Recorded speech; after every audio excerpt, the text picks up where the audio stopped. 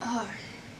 My lipstick keeps giving me butthole lip, but that's actually kind of appropriate because today we're going to be talking about politics. Hey y'all, it's me Alex. Today we are getting political. So do you remember the trend of doing high school superlatives for makeup brands and beauty gurus? And like I did one where I sorted makeup brands into Hogwarts houses. And on the other end, I've also seen articles and Twitter threads saying which Marvel characters different Democratic presidential candidates would be or who they would be in a university history department.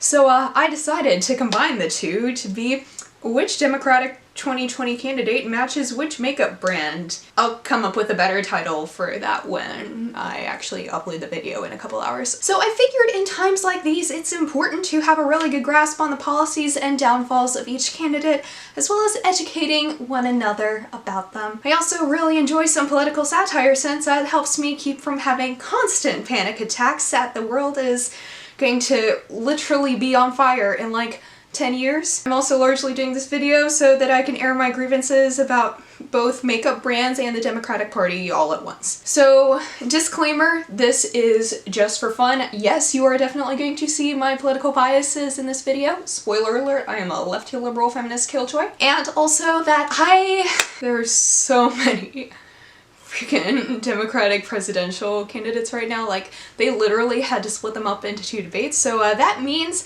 that I'm not gonna cover everybody in this video because I'm only doing the ones that stand out to me, and I had like an immediate answer for which makeup brand each candidate would be. So, you know, if you have any thoughts on like some other candidates and which makeup brands they would be, let me know in the comments below, or like if you disagree, also let me know in the comments below. Just don't be a jerk, because that's the one rule of my channel, is we should probably be nice to each other. Although, I don't know if that counts since I'm not going to necessarily be super nice about everything that I'm gonna say right now, but I'll be honest, and I like to think that I have done a decent amount of research. Yeah, that is a heck of a long intro. I've been filming for 4 minutes at this point, so I'm just gonna get started. So the first candidate that I'm going to discuss is Elizabeth Warren, and I think that she is Anastasia Beverly Hills. I think the two are very much alike because they have a plan for everything. Everything that I've ever had from ABH seems to be very thought out, very good quality, and ABH kind of has something for everyone, which I think Warren does the same, because I feel like whatever policy it is that you care about, she has something to tell you about it. She's able to bring a lot of knowledge and information to the table when it comes to just about any policy, and also a lot like Norvina, she's really good at engaging with people on social media. If you've seen the Twitter exchange between, I think it was Ashley Nicole Black who had jokingly tweeted, "LOL, does Elizabeth Warren have a plan for my love life?" And Elizabeth Warren like tweeted at her like, "Hey, DM me your number, I will give you a call, we will make this work." And she like legit called her and talked with her for like 15 minutes about like life, the universe, and everything. And I think that is honestly such a good social media strategy, whether you agree with her policies or not. I think that's pretty dope. And that's a lot like how Norvina, I think, has done a very good job with the ABH PR searches and things of that nature, with engaging with smaller influencers. The other reason is that I feel like Elizabeth Warren has a plan for just about everything, but one thing's missing.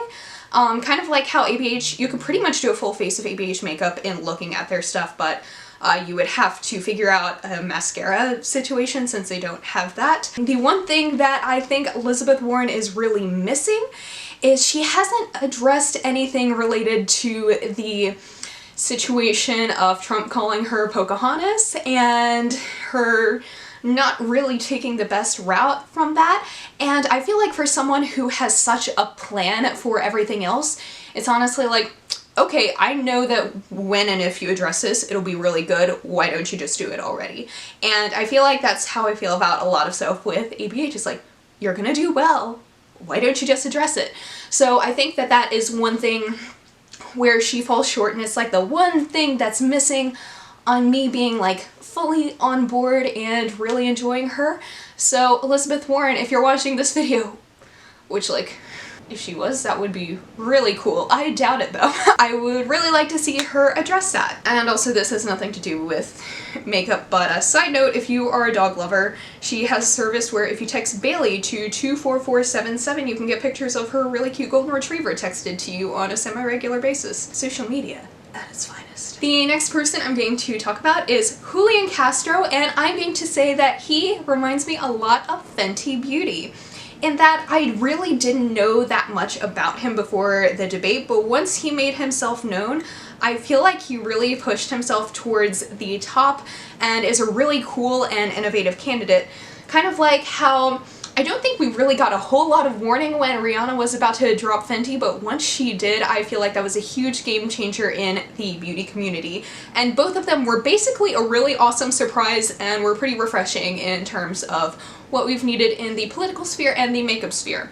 I'm also saying that they're similar in how they handled controversy. So I remember it was about a year ago when Fenty Beauty pulled their Geisha Chic highlighter after they received backlash on social media, and they actually handled it really well because they had thanked the Twitterverse essentially for their education, recognized where they did wrong, and promised to be better in the future.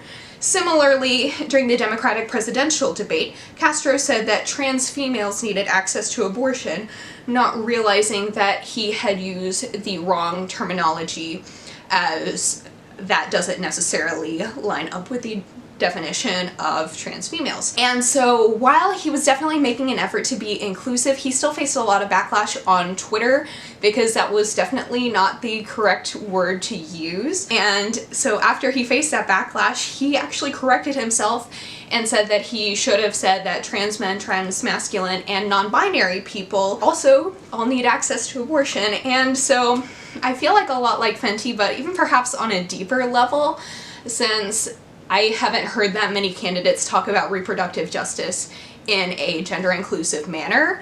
I think he did a really good job on this because he also thanked social media users for educating him, and he vowed to do better in the future. Both of these situations make me really like them a lot because we don't get a lot of good apologies and good acknowledgements in the beauty community and also in the political community.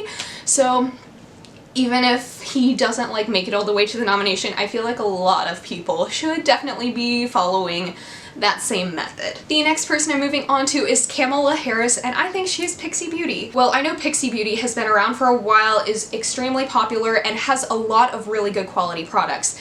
Kamala Harris has had years and years of experience in the political sphere as Attorney General and now as Senator.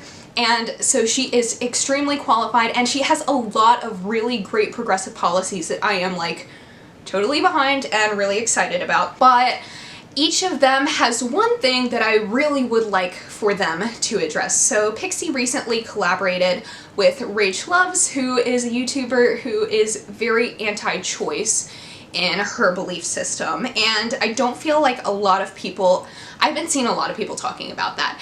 And with Harris, I know that a lot of her policies as Attorney General were a lot more punitive in policing, which includes prosecuting parents of kids who had too many absences from school. I think in a similar way, I'm not about to cancel either of them because there is a lot of good, I think, and especially because I really appreciate Harris's policies on immigration and climate change, and I think that she is so friggin' qualified that she could bring so much to the table, and she already does, and she is amazing at debating. But a lot like Pixie Beauty, I'm like, can you just like address that one thing though? And I would be like fully on board. It's just like that one reservation that I have. So I'm just like, please just say something about that thing, and then I'm gonna be like, woo woo, I love you. Next up is Pete Buttigieg, which I am going to say that he is Benefit Cosmetics. So Benefit gets me with the punny names and the cutesy packaging, and Buttigieg really gets me because I think he's really good at social media, and his relationship with his husband is like completely adorable, and like there's a whole place in my heart with like the gay progressive Christian thing. But much like Benefit really falls short in their shade range in that it's basically only made for white people, he falls short in like similar ways policy-wise. For those of you who don't know, he demoted his first black police chief and fired the police communications director for recording police officers revealing that they were making racist comments. And he fired the people who like revealed that as opposed to, you know, the people who were being racist. And like similarly, I know that he hasn't done very well in terms of diversity in who he's been able to get the vote from, and I'm not sure that I can see that happening much like Benefit unless he does like a complete brand overhaul. So nice try essentially, but stick to brow products or being the mayor in Indiana. Now I'm going to talk about Kirsten Gillibrand. This one's going to be very quick, but I think that she is bare minerals because she is pretty solid on most issues. She actually started out as a centrist Democrat, but has now moved in more of a progressive direction, especially when it comes to issues of sexual assault.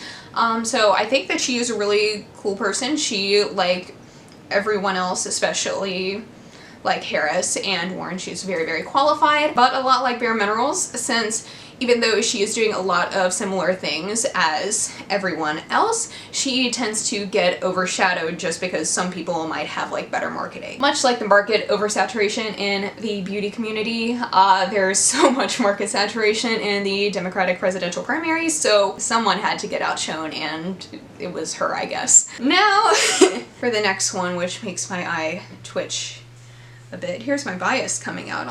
Joe Biden is two-faced to me. So even though he has a lot of recent things about like inclusivity and all of that stuff and like is progressive now or whatever, he's had a lot of problematic collabs in the past, much like Two-Face collab with Kat Von D. Joe Biden has recently spoken very fondly of known racist segregationist James Eastland and Strom Thurmond, and he doesn't seem to want to change that in any way or modify his opinion on those people at all, and that is appalling. And to add another layer in this, because there's a whole lot of layers into this situation, I think he's also a lot like Two-Face because of all of the gosh darn sexual innuendos. It's so uncomfortable. If Joe Biden had a makeup brand, it would be so much like Two-Face because he would be giving out all of the innuendos, and even though everybody's like telling Two-Face like, oh, that's really uncomfortable, especially since it's all like a cutesy brand too, like, it's really uncomfortable, can you please stop? And he'd be like, ha! No, I think this is hilarious. Why can't I do a better impression of him than that? But that's what he sounds like in my mind when I'm satirizing him. So there's so much sexual innuendos, even though we're all just like, please, can you just like stop, take a break? No, we don't want more boring neutral palettes stuck in cutesy packaging. Like, no, we don't want another old white guy who has tried to run for president so many gosh darn times. Like, please just stop. There are so many more people out there who are doing a better job than this that you really just slow your roll. There's a time and place for everything, and now is not yours. Also, Joe Biden and Jared Blondino have the same initials. Is that a sign? Now moving on to Bernie Sanders. Bernie Sanders to me is Urban Decay. So both of them actually used to be huge favorites of mine. During the 2015-2016 primaries, I was a huge fan of Bernie Sanders because I really liked that his policies were a lot more progressive than that of the original Democratic primary. Similarly, I used to really enjoy Urban Decay because their products were a lot more edgy and creative than what I normally saw from the rest of the beauty community. I thought it was really great. However, in recent years, it doesn't seem like either of them have made much progress since then. I haven't really been interested in anything Urban Decay has released in a while, and I honestly haven't heard anything from Bernie Sanders that has really sparked inspiration in me. Like, yeah, I would buy from Urban Decay. I would vote for Bernie Sanders. Like, that's like fine. But honestly, neither of them have released anything that has interested me since 2016. And it's sad because they're former favorites, but sorry. Honestly, it seems as though they release a lot of the same things as other brands that other brands just kind of do better. And the last candidate I'm going to go into in this video is Marianne Williamson, who you should probably guess this one if you know anything about her or about me and the way I think about politics, and I think she's definitely Kat Von D. Both of them are anti-mandatory vaccines for starters, which is so problematic, so awful. My immune system is so bad, I don't know. And also, like, Williamson's Twitter is basically a bizarre monologue that leaves me thinking, how can anyone, like, say stuff like this and manage to, like, still have a career?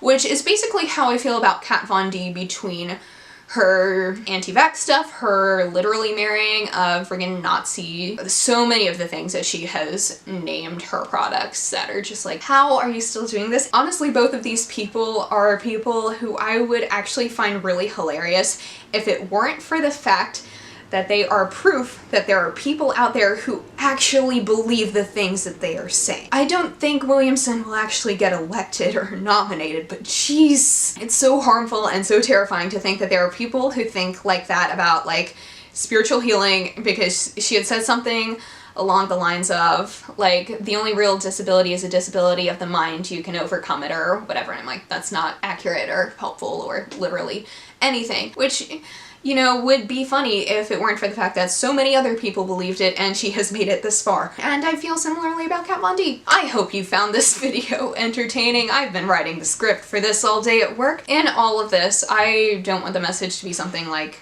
making fun of everything, although that's definitely what I'm doing. I would also like the message to be that maybe you should go out and register to vote. I know that voter suppression and ID laws and gerrymandering can often make those things feel very hopeless, but if you have the means to do so, please go register online. I'm going to leave a link down below about that. You can even check, I checked today to make sure that I'm still registered. You can also request an absentee ballot if you're, like, going away, if you're going to be away for, like, school or work or something when the actual election comes around. Please just register to vote if you can. Help out your friends and family and people in your neighborhood, give people rides, you know, whatever people need, because I feel like this is something that's really important. Like, yeah, we're not gonna fix a system by electing someone new into it, but at the very least, like, there are kids in cages right now, and the least we can do is try and reduce the harm that is being done by maybe electing someone who doesn't act like a fascist when he's in office. So do everything you can, and please vote, please educate yourselves, please just get out there and do something, because the world is on fire and I would really like to stop it. And yeah, thank you so much for watching. Please be sure to give this video a thumbs up if you liked it, and subscribe down below if you want to see more videos from me, and I'll see you on my next one. Hope you'll have a wonderful day. Bye!